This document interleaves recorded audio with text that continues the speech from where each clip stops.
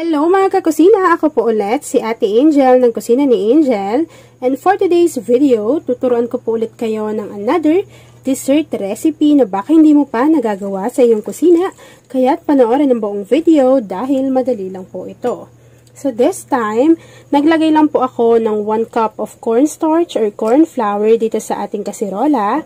And take note po na hindi pa nakabukas yung apoy sa ating kalan. Ayan. And then, kapag nailagay nyo na po yung 1 cup of cornstarch, dissolve lang po muna natin ito dito sa ating water. So, in total po ay maglalagay tayo dito ng 2 cups of water, pero unti-unti muna natin siyang ilalagay. Para lang po, hindi tayo mahirapan na tunawin yung ating cornstarch or yung ating corn flour. Ayan. So, kapag medyo natutunaw na yan, ilalagay naman natin yung ating pang 2 cups of water. Ayan. Dahil gusto ninyo yung mga dessert at kakanin recipe, gagawa ulit tayo dito sa ating channel or sa ating page. After mixing ng ating cornstarch sa ating water, maglalagay po ako dyan ng konting vanilla essence or vanilla extract. And then, kapag nailagay na po natin yan dyan, maglalagay lang din ako ng 1 can or 390 grams of buko pandan condensed milk.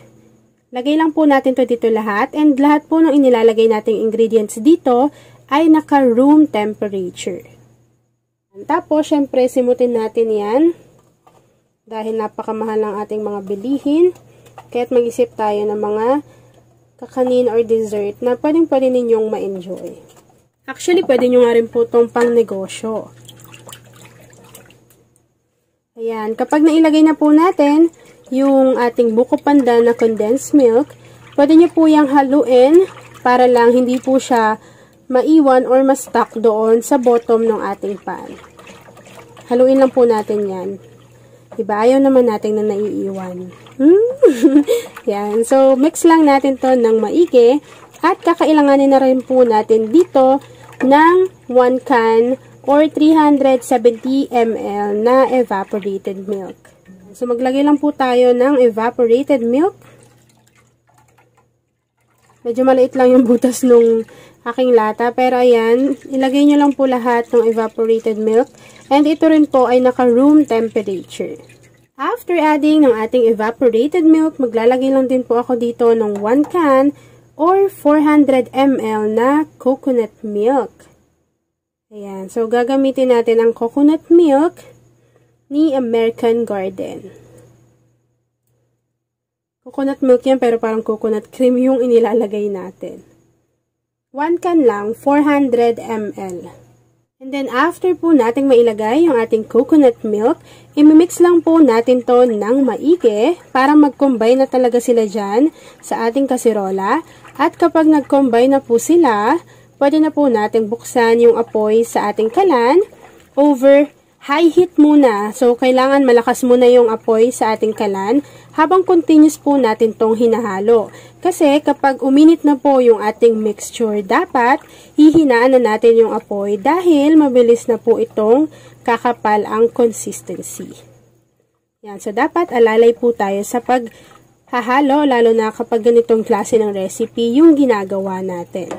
Yan. So, habang hinahalo natin to mga kakusina at hinihintay lang muna natin na medyo kumapal yung consistency ng ating recipe, please don't forget to like and follow yung ating Facebook page na Kusina ni Angel.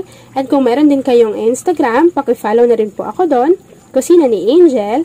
And kung gusto nyo matuto pa ng iba pang mga recipes o kaya naman, gusto nyo rin mag-share ng mga niluluto ninyo everyday, pwede kayong sumali sa ating Facebook group. Andyan lang po yan sa ating Facebook page. And yes, pwede mo nang i-follow ang aking second page na Ate Angel of Kusina ni Angel dahil nag-update din po ako dyan. For example, ng mga behind the scene, and abangan nyo rin po yung gagawin kong mga contents doon na talaga namang magugustuhan nyo rin. Sino po pala sa inyo ang dessert or kakanin lover? Say hello sa ating comment box section. Sana ako dyan. Kaya sobrang hilig ko rin gumawa ng mga contents na dessert or kakanin o kaya pang negosyo. Lalo na ngayon, pa-bare months na naman. Kaya pwedeng-pwede ninyong balikan yung mga iba nating video sa ating YouTube channel o kaya dito sa ating Facebook page na Kusina ni Angel dahil marami po kayo itong pagpipilian ng mga pang-negosyo. And yes, mga kakusina, when it comes po sa pagluluto na itong ating recipe, ang pinakapuhunan nyo po dito rin talaga ay yung paghahalo ng ating recipe. Kasi nga po, ay dapat continuous siyang hahalu-haluin. Pero syempre, kapag natikman nyo naman po yung inyong ginagawang recipe, ay magiging worth it naman dahil masarap naman po yung kalalabasan. Ayan o, kapag nakakita na kayo ng ganyan, hinaan nyo na po yung apoy at ilalagay na po natin yung iba pa nating ingredients. So kapag nakita nyo po na medyo namumuo na yung consistency ng ating recipe, maglalagay lang po tayo dito ng 2 piraso ng buko. Ito po ay yung parang pang salad, tapos 2 piraso lang din. So ilagay natin to dito lahat. And maglalagay rin po ako dyan ng keso. Half bar lang po ito at hiniwa ko lang siya into cubes. At kapag nakita nyo po na halos wala ng liquid na nandyan sa ating kasirola, directly nyo po agad tong isasalin sa inyong mga molder. So depende na po sa inyo yun kung saang molder nyo siya ilalagay. Basta isasalin nyo to agad dahil mabilis po itong mag-set or mag-firm. Ayan, diba? Ang daming buko. Kaya naman kung buko lover ka at cheese lover, dessert, or kakanin, pinagsama-sama na natin yan sa isang recipe. Talaga namang ma-enjoy mo yung ating recipe video na ito. Yan. Kaya kapag napanood mo to, gawin mo na yan at i-share mo na yan sa ating Facebook group. Na-excite ako kasi favorite ko ang buko salad. Kahit buko lang, basta magkasama sila dyan ng buko pandan na flavor. Talaga namang masarap. Ayan po, kapag medyo nahihirapan ng bumagsak yung ating mixture sa ating spatula, pwede nyo na pong i-off yung apoy sa inyong kalan at isalin nyo na po ito directly sa inyong mga molder dahil sobrang bilis na lang din po nitong magsiset or mag-firm. So, sasalin ko lang to mga kakusina and then after po nun, ipapakita ko na sa inyo kung ano yung natapos nating easy and yummy recipe. At ayan na nga mga kakusina, kapag nakita nyo po na nag-set na or nag-firm na yung ating recipe, pwede na po natin yung i-enjoy. At ayan na nga mga kakusina, tapos na naman po ang ating easy, creamy, and yummy na buko pandan maha blanca.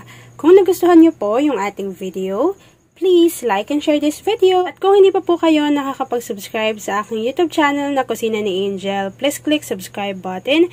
Click nyo na rin po yung notification bell. Click all para lagi po kayong updated sa bawat ina-upload ko mga videos. Yun lang mga kakusina. Thanks for watching and enjoy this video. O diba, tignan nyo naman sobrang creamy and napakadaming buko.